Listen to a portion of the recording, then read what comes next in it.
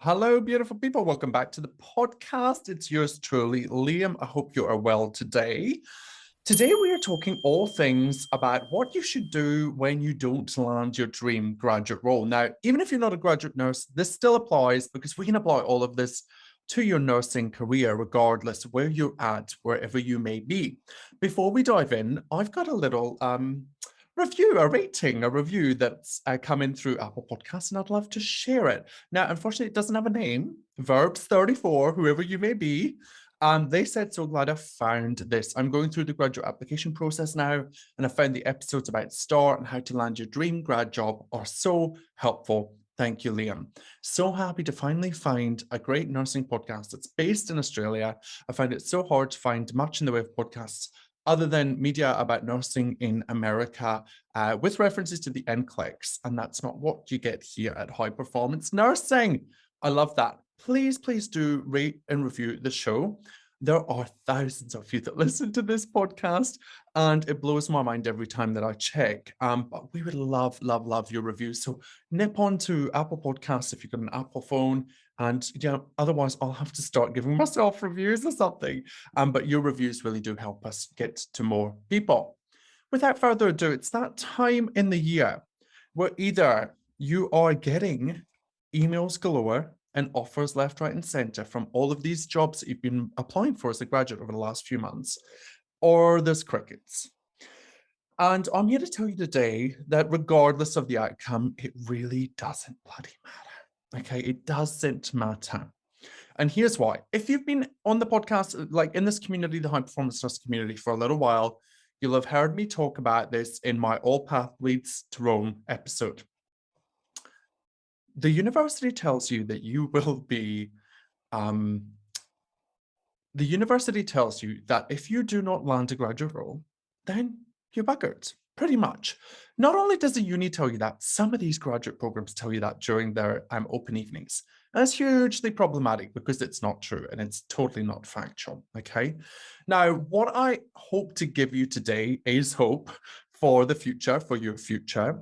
If you are someone that hasn't got what they wanted, or you're sitting there and you've got a couple of offers, but it doesn't align with where you see your career going, I want to give you permission to do whatever the heck you want with your nursing career. It is yours. You have worked so bloody hard for it.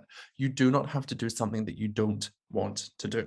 So without further ado, I thought the best way to do this would be to share 5 tips or 5 things that I think you should do when you don't land a graduate nursing role. The first one is obvious in a sense, but I'm telling you now, your brain is going to go into absolute meltdown overload. You've been working hard for this. You have been working to the bone, unpaid for 3 to 4 years, maybe even longer. And now the industry is like, yeah, thanks for doing all the work. You are a nurse legally, but we don't need you right now. When there's so much information to the contrary, there are so many nursing roles, and as we know, there's a global shortage. Or is that? Topic for another day. So the first thing that I want you to do is just to get hyper aware of the stories that your primitive brain, that egotistical part of your brain, that inner matron, is going to start sharing with you. So that part of your brain is going to start offering you thoughts like, well, you're crap. You're never going to get a job. I told you so.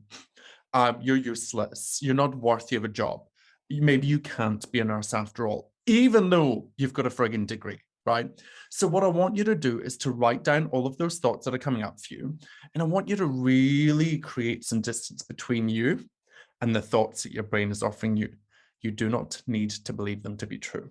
They're in fact not true. They are just stories that your brain is using to protect you. Heard this thing today, and it was about self-sabotage, and that self-sabotage is a protective mechanism. I really like reframing it like that. I've always looked at self-sabotage as this terrible thing that I do to myself. But what if it's just my brain trying to keep me safe? I'm okay with that. Like, I'm okay with reaching for a cookie when, do you know what I mean? Like, I'm okay with that as a potential avenue, like consideration. So I want you to think the same way. I want you to really get clear on the stories that you're running now. If you haven't listened to my episode from a couple of weeks ago about stories versus fact, you must go back and listen to that. And I want you to determine what are the facts and what are the stories. And I can tell you right now, the fact of the situation is you didn't get a job. That's it. That is the only fact. Okay. Now, notice how many stories your brain is going to throw up when you write them all down, see them for what they are, just thoughts. And I want you to get conscious about what you're making all of them mean. Just realize for those watching, I've got something above my head. So, what are you making them mean? All of those stories. What are you making it mean about your capabilities and your future as a nurse? Because here's the thing, you don't need to make it mean anything. It's just feedback. I love thinking about no's as next opportunity. Failure is first attempt in learning, okay? We cannot succeed without failing. I love thinking like that. That is available to you too. Number two, you must please go and get feedback. If you don't get feedback, how the heck do you know what you need to change? Now, I'll give you some tips here, because if you're somebody that has not got through to any interview stages, and that's where you stopped, your challenge, your issue is with your application. Your application is not right. And that's great news, because you can change it. There's so many things you can do to it. If you get through to interview and you didn't proceed with interview, I'm assuming your application is pretty good. However, your interview might need some technique altering. Maybe you need some better strategies. Maybe you just need to really finesse your technique, like how you respond in the interview, how you sell your skill set. That could be something that's stopping you. Now, if you've got through all of those and they haven't offered you a job, then there's a couple of, like, it could be your application, it could be your mindset, it could be your approach, it could be what you wore on the day, it could just be that there's somebody better, it could just be that they already had somebody lined up for the job. All of that really doesn't actually matter, but we do want feedback, constructive feedback from the industry, so that they can point out something that you won't be able to see because of your own cognitive biases. So definitely get feedback. If you can't get feedback, seek feedback from a peer, maybe about your application, and make sure that if you're relying on your own feedback, that it's factual. Okay, those stories are going to creep in and you're going to think, well, it was the interview. It was shocking. It's bloody terrible, Liam. That's just a thought. Okay, you don't need to run down that path. We only deal with facts here at High Performance Nursing. Your brain's going to offer you up all those stories every single time. So we get the feedback and we integrate it into our applications and we change the heck out of them.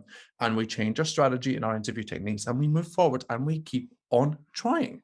Okay, the only difference between somebody that lands a job and somebody that doesn't land a job is that the person that lands a job just keeps trying. They keep picking themselves up and they keep moving forward. If you're somebody that's going to all or nothing thinking and you think this is the end of the world and that you're never going to nurse again in your life and what a waste it's been, it's not true. Okay, it's not true. You don't have to go there. Catch it, catch your brain, tell your brain off, and let's move forward. Just keep trying. It's inevitable if you keep trying that you will win and you will succeed. Trust me, tried it. Worked with many nurses that have done it. I actually had somebody in our GCLP. We interviewed for, I think, about 10 to 15 jobs. We got multiple offers. Not all of them were right.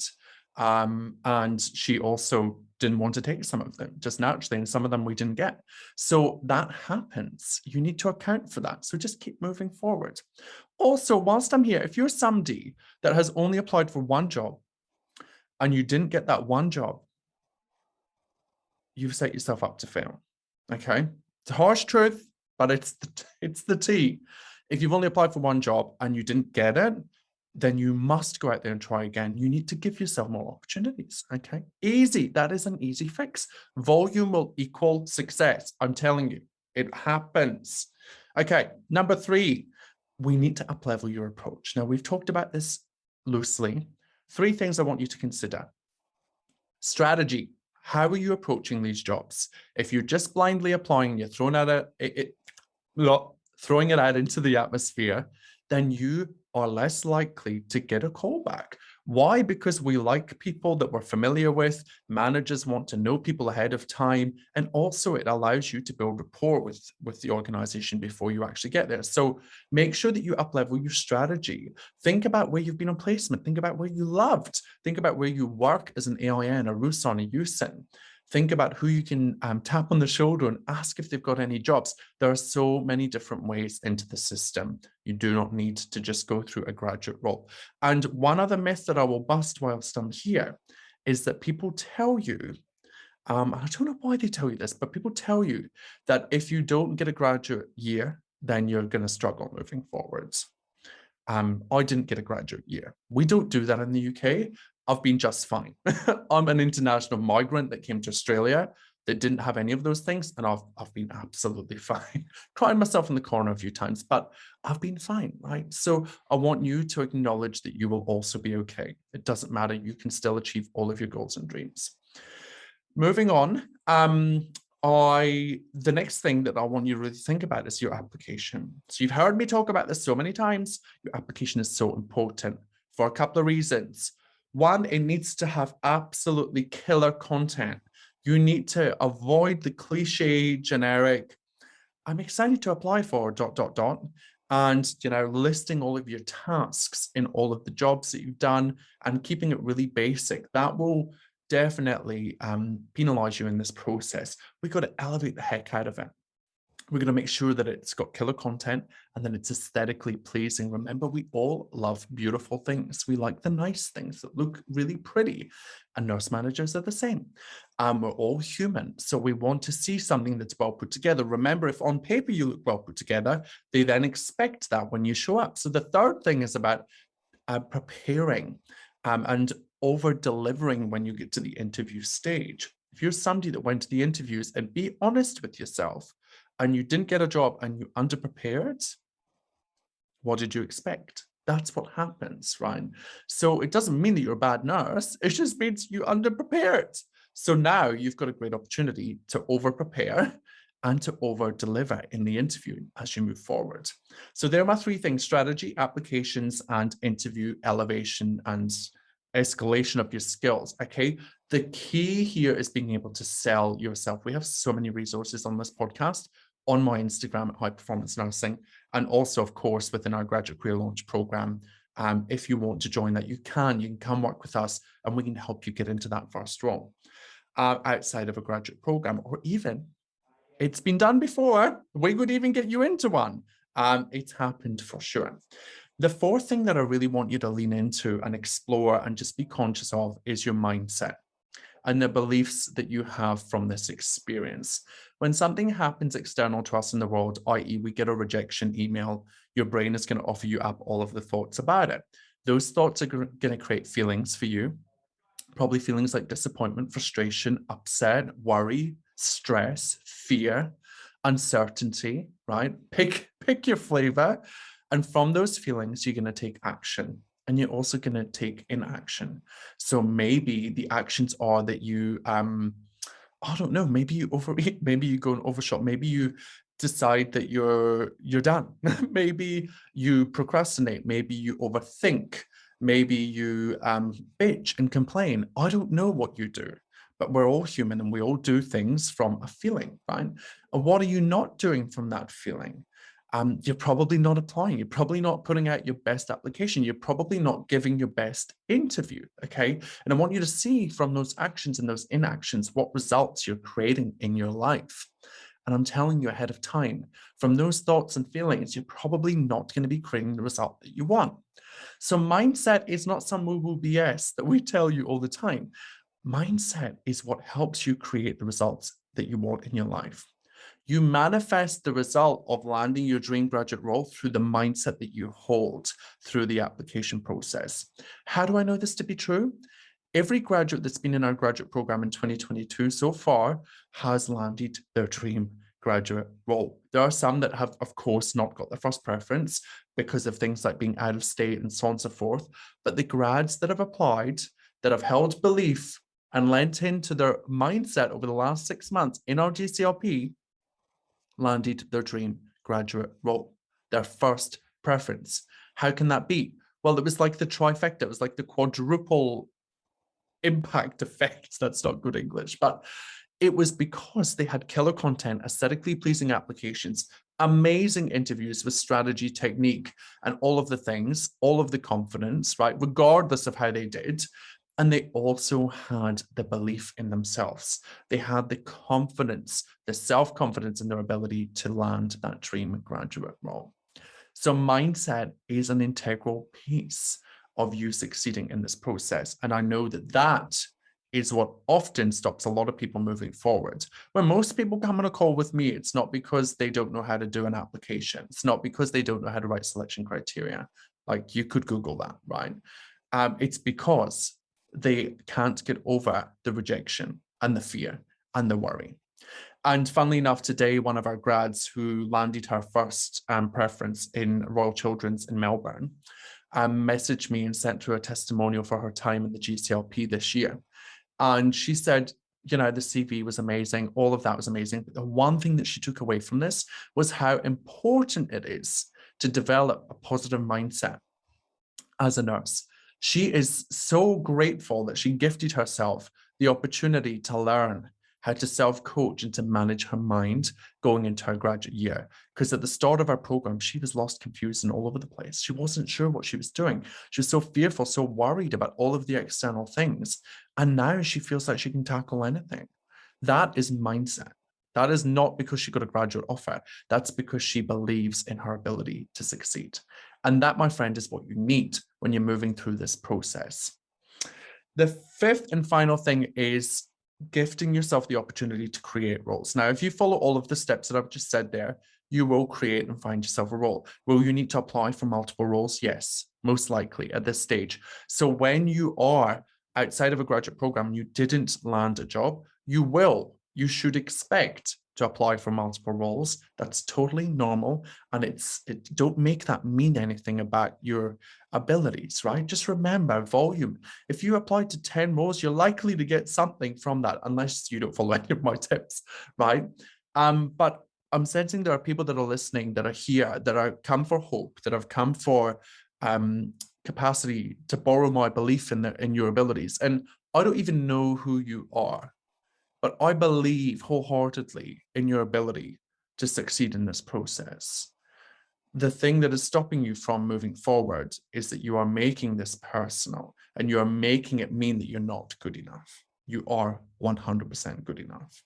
You didn't lose any of that, right? Just because somebody sent an email that said no. That's what your brain's offering you. So if you take nothing away from today, and the only thing that you do take away is that you are worthy and that you're capable and good enough to land a graduate role in Australia, run with it. Now, here's what happens when you don't run with this or you don't get the support that you need. You end up working in a job that you hate for 6 to 12 months. And I have been on the phone with many nurses, you might even be listening to this, many nurses across the country that have had AIN, RUSON, patient transport jobs, hospitality jobs, retail jobs that have finished their degree within the last 6 to 12 months and have been stuck in those roles, quote unquote, stuck in those roles with no, quote unquote, no options to move forward. And that, my friend, is a mindset issue. You are holding yourself stuck. Your brain is keeping you safe because it fears so deeply the rejection that you will face if you put yourself out there again. And here's the thing about rejection and no's and fear. It's just a feeling in your body. When did fear or rejection ever really hurt anybody? Never. Right? I just want you to think about that in your life. When was the last time that you felt fear and rejection? Did you get up the next day and walk and eat your food and do your things and have all of the things?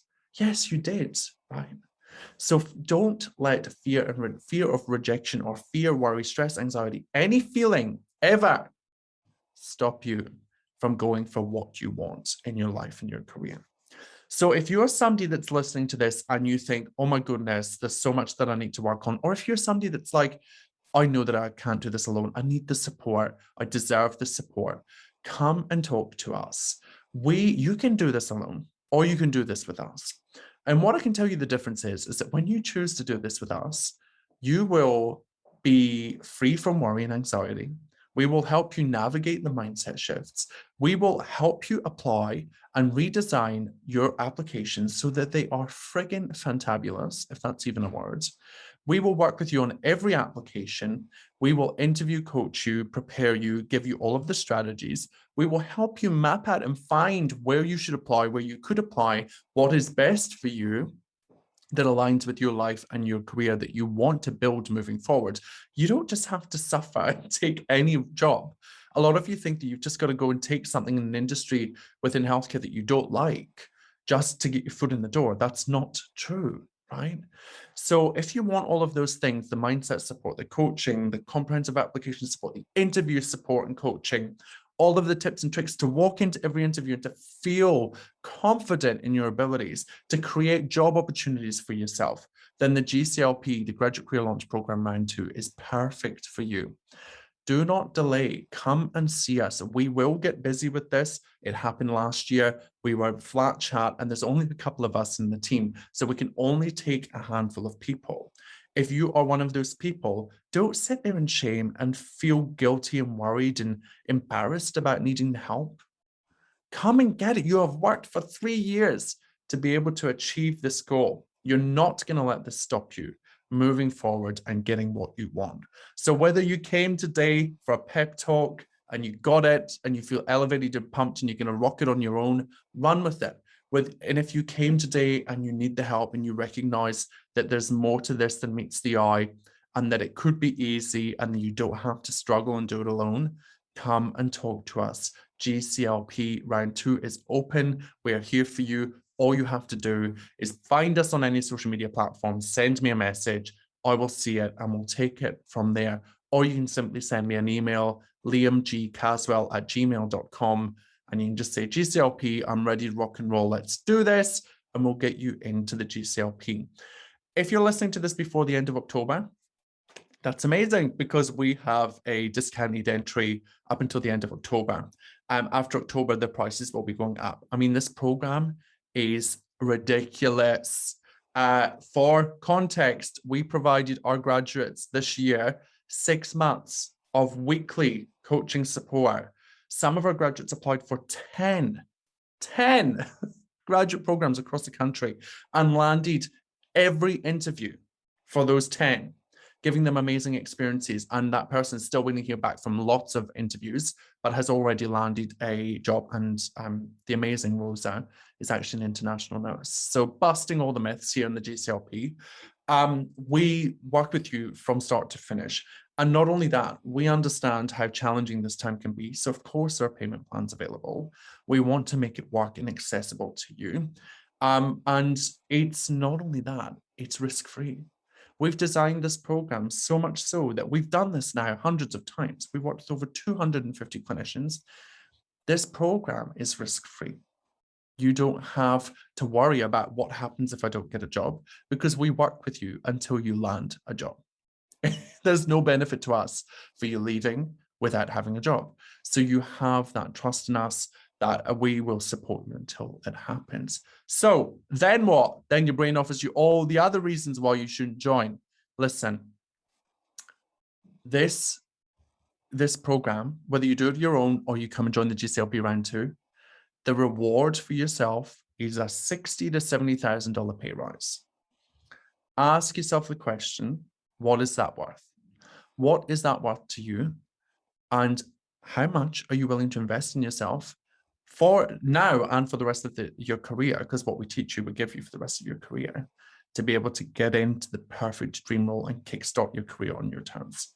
Imagine what it would be like in 5 years' time to tell the story like, oh my goodness, I joined this GCLP and I thought that my life was over and I landed my dream graduate role and look at me now.